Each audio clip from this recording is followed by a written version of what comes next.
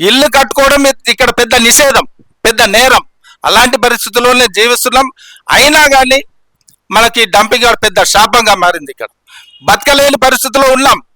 అయినా గవర్నమెంట్ ఏ ప్రభుత్వాలు వచ్చినా బతకనిచ్చే పరిస్థితి లేదు. మనమందరూ కూడా పార్టీలకు అతీతంగా, కులాలకు అతీతంగా, ప్రజా సంఘాలకు అతీతంగా అందరూ కలిసికట్టుగా ఉండి ఈ పోరాటం ముందుకు తీసుకెళ్తే ఖచ్చితంగా సాధిస్తామనే నమ్మకం నాకున్నది. ఈరోజు డంపింగ్ యార్డ్ సమస్యపై రౌండ్ టేబుల్ సమావేశానికి ఏర్పాటు చేసినటువంటి షేక్ షావలి, ప్రవీణ్ గారు, శివబాబు, వై మల్లేష్ మరియు వివిధ రాజకీయ పార్టీల నాయకులకు, ప్రజా సంఘాల నాయకులకు, మాజీ ప్రజాప్రతినిధులకు, ఇక్కడ విచ్చేసినట్టు ప్రతి ఒక్కరికి పేరు పేరున నా యొక్క నమస్కారం తెలియజేసుకుంటూ, ఇది డంపింగ్ యార్డ్ వ్యతిరేకంగా మనం చేసినటువంటి పోరాటం ఇప్పుడు కాదు. ఇది ఎప్పటి నుంచో కూడా ఇదివరకు కూడా మనం చేసినాము. మేము 2002లోనే అప్పుడు శాంతినగర్ మాత్రమే అక్కడ ఉన్నది, ఒక 300 ఇండ్ల వరకు ఉన్నది.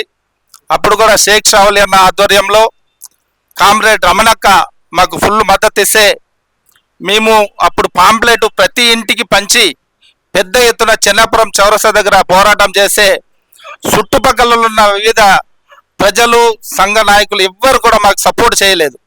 ఆ రోజు మేము ఒక 100-150 మందితో అక్కడ పోరాటం చేస్తే మమ్మల్ని పోలీసు వాళ్ళు అరెస్ట్ చేసిర్రు.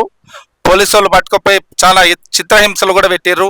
అప్పటి నుంచి ఆ పోరాటం అనేది అక్కడికే స్టాప్ అయిపోయింది. కాబట్టి ఆ తర్వాత కూడా 2-3 సార్లు మేము చేయడం జరిగింది. కేసులు అయింది కాబట్టి భయపడి అలాగే వదిలేసినాం. కానీ ఈరోజు ఆ డంపింగ్ యార్డ్ పెద్ద వృక్షంలా తయారై ప్రపంచంలోనే మిథిల్ అనే ఒక విషవాయువు, కార్బన్ డైఆక్సైడ్ కంటే 120% ఎక్కువ విషవాయువు ఉంటుంది. అందులో కార్బన్ డైఆక్సైడ్ ఉంటేనే మనం బతకలేని పరిస్థితి. కానీ ఈరోజు అలాంటి విషవాయువులో ప్రపంచంలో 4వ స్థానంలో ఉన్నది, భారతదేశంలో 2వ స్థానంలో ఉన్నటువంటి ఒక విషవాయువు మధ్య మనం ఇంతమంది ప్రజలం కూడా ఇక్కడ బతుకుతున్నాం. మొన్న జేఏసీ పెట్టుకొని దమ్మాయిగడ వాళ్ళు పోరాటం చేస్తే అఖిలపక్షం కమిటీ అని చెప్పేసి తీసుకెళ్లారు. ప్రత్యక్షంగా నేను డంపింగ్ యార్డ్ కిందనే ఉంటున్నా, నాకు పిలుపు లేదు. మేము కూడా మాజీ కార్పొరేటర్లం, ప్రజా నాయకులం, 20-25 ఏళ్ల నుంచి ప్రజల కోసం పోరాటం చేస్తున్నాము మేము కూడా. కానీ మాకు పిలుపు లేదు. కొంతమంది చెప్పారు ప్రజా నాయకులకు, ప్రజాప్రతినిధులకు ఏదో ముడుపులు ముట్టుతున్నాయని. మాకు లేదు, మాకు పిలుపు రాలేదు. మీ అందరి ముంగట తెలియజేసుకుంటున్నాను. ఈ యొక్క పోరాటం మనం బలపరచాలంటే ఇలాంటి సమావేశాలు పెట్టుకోవడం కాదు, ప్రత్యక్ష పోరాటం చేయాలి. ఆ ప్రత్యక్ష పోరాటం ఎలా ఉండాలంటే మనమందరం ప్రతి ఇంటికి తిరిగి ఒక కమిటీ వేస్తున్నారు కదా, ఆ కమిటీ ద్వారా ఇంటింటికి పాంప్లెట్ పంచి అందరూ శ్రమ తీసుకొని పెద్ద ఎత్తున జనాలను సమీకరణ చేసి ఆ యొక్క పెద్ద పోరాటం చేసే ఖచ్చితంగా ఈ డంపింగ్ యార్డ్ అనేది ఇక్కడి నుంచి వెళ్ళిపోతుందని చెప్పేసి నా యొక్క అభిప్రాయం. ఎందుకంటే మనం ఇదివరకు 60 గజాల కోసం ట్యాక్సీలు తీసుకోమని ఇలాంటి పోరాటం చేస్తాం. ఇదే చౌరస్తా దగ్గర మనం అప్పుడు గ్రామ పంచాయతీ ఉండే, గ్రామ పంచాయతీ ముంగట పెద్ద ఎత్తున పోరాటం చేసినాం. దాని యొక్క ఫలితం ఆ తర్వాత వచ్చిన ప్రభుత్వాలు ప్రతి ఇంటికి ట్యాక్సీలు తీసుకోవడం జరిగింది. ఆ ట్యాక్సీలు తీసుకున్నా ఇప్పటికీ మనం ఇల్లు కట్టుకోలేని పరిస్థితుల్లో ఉన్నాం.